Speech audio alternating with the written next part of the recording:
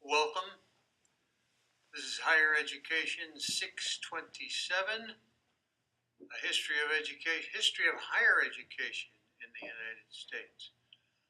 This is the first time that I'm given a chance to present an online class, so please be kind. I'm sure many years on down the road this will be absolute perfection, but right now I'm depending on you folks to get me on track. If you discover anything in the presentations that you see, please let me know. And they can be large things, they can be very small things. I have a tendency, probably have a little dyslexia that I don't want to admit very much to. I have a tendency to maybe say numbers wrong or read a word incorrectly. And when I do it, I have absolutely no concept I'm doing it. So I've tried to go back and correct what I found, but you know how it is when you have to proofread your own material. You need the help of others. You need someone with fresh eyes to see what you've missed. So please feel free to email me if you find any mistakes. Moving on.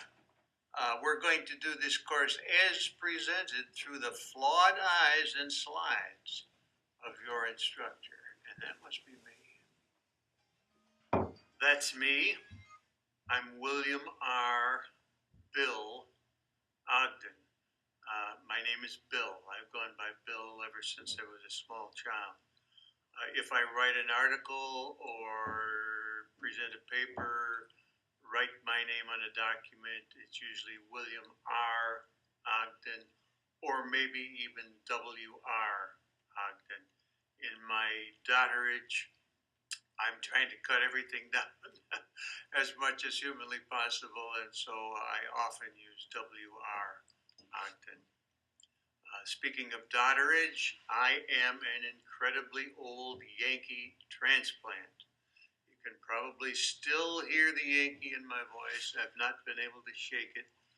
I've been here since '72, been taking pills for it all along, but I still seem to talk the way I did when I was young and vibrant, shall we say. Came to then East Texas State University in the fall of 1972.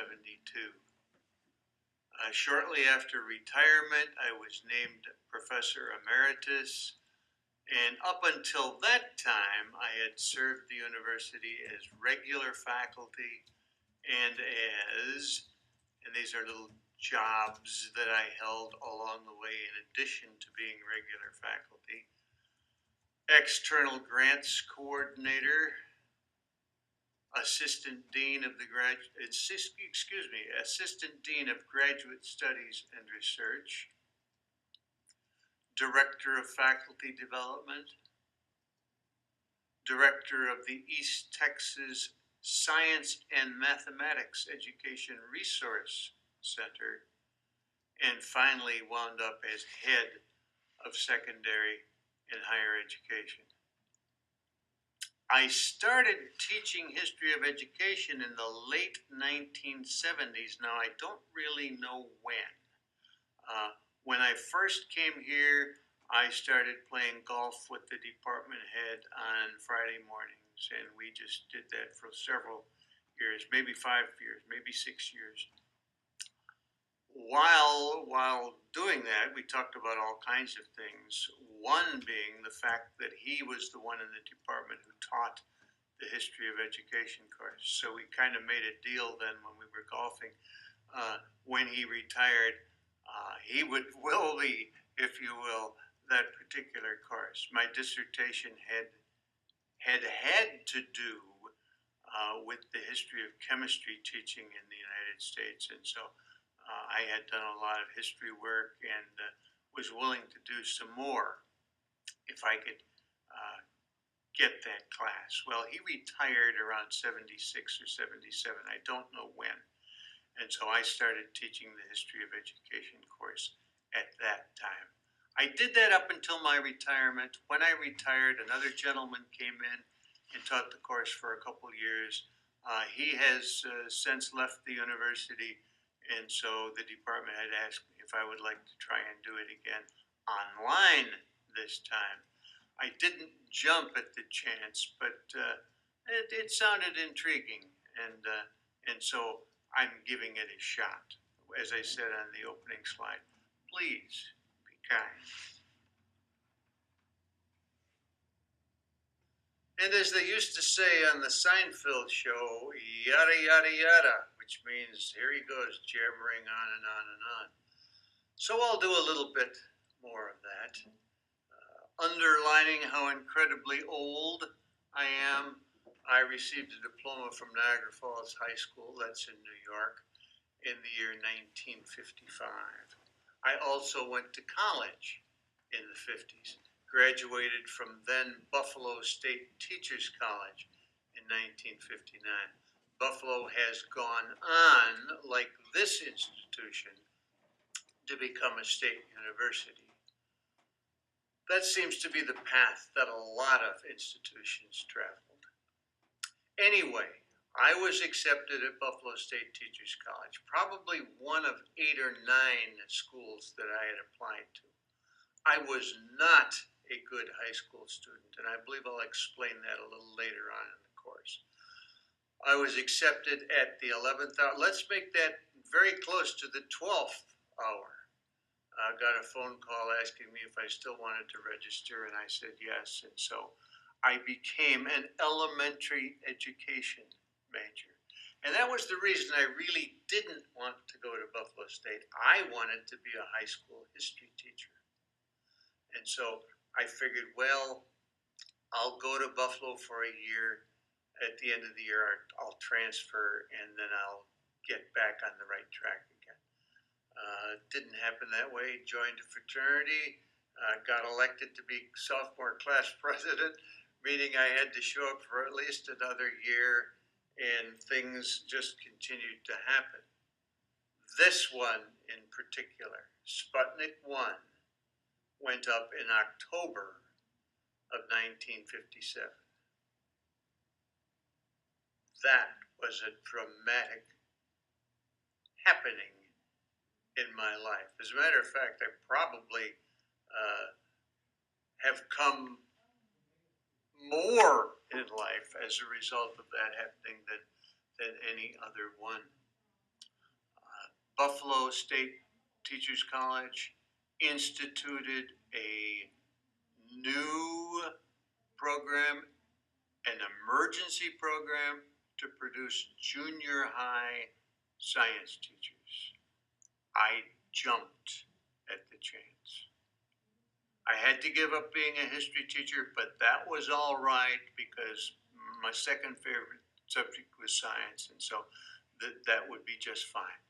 Plus, it appeared as if the government was going to throw a lot of money into science and mathematics, and yes, as a poor boy, I wanted some of that money, so I figured that would be good for me on down the line as well. Actually, when I got here and started teaching the history class, it was almost full circle again.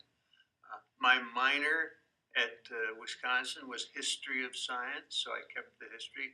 I'm now teaching the history of education course. So I really didn't give up the history. I stayed with science long enough to get a free master's degree and a free doctoral degree, which is not a bad thing to obtain. I taught for 3 years junior high school science. While teaching, I attended classes at Buffalo State Teachers College, qualified for a master's degree, which I would receive in December of '62. Actually, earlier in that year, I had got a hold of a pamphlet describing all kinds of programs that the National Science Foundation was making available to science and mathematics teachers.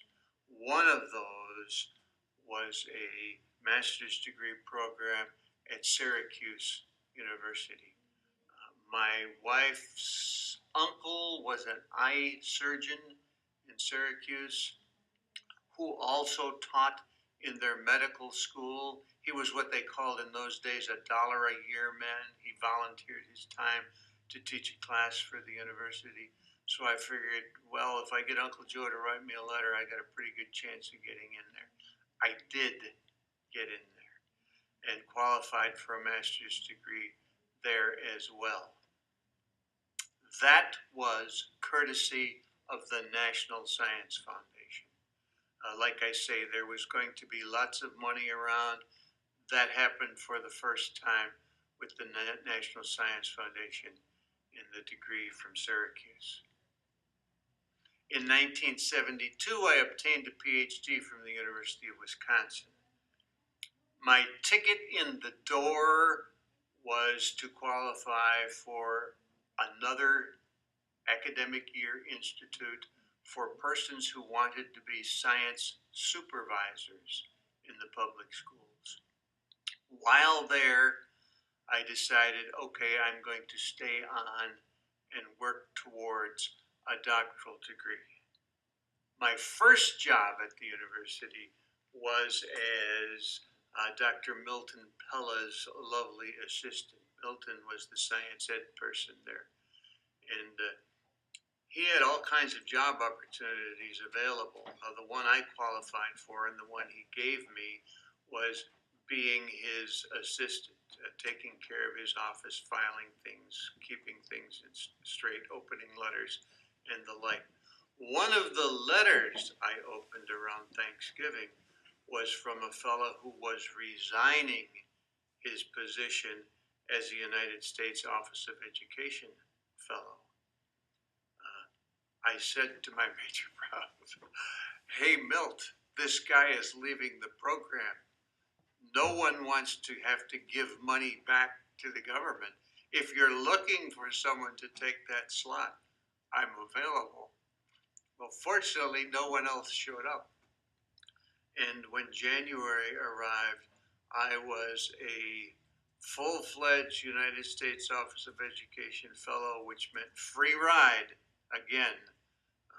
And this one led to a PhD in science education. So that's 3 times I dined at the federal trough, if you will, and 2 free degrees just because Sputnik went up and I became a junior high science teacher.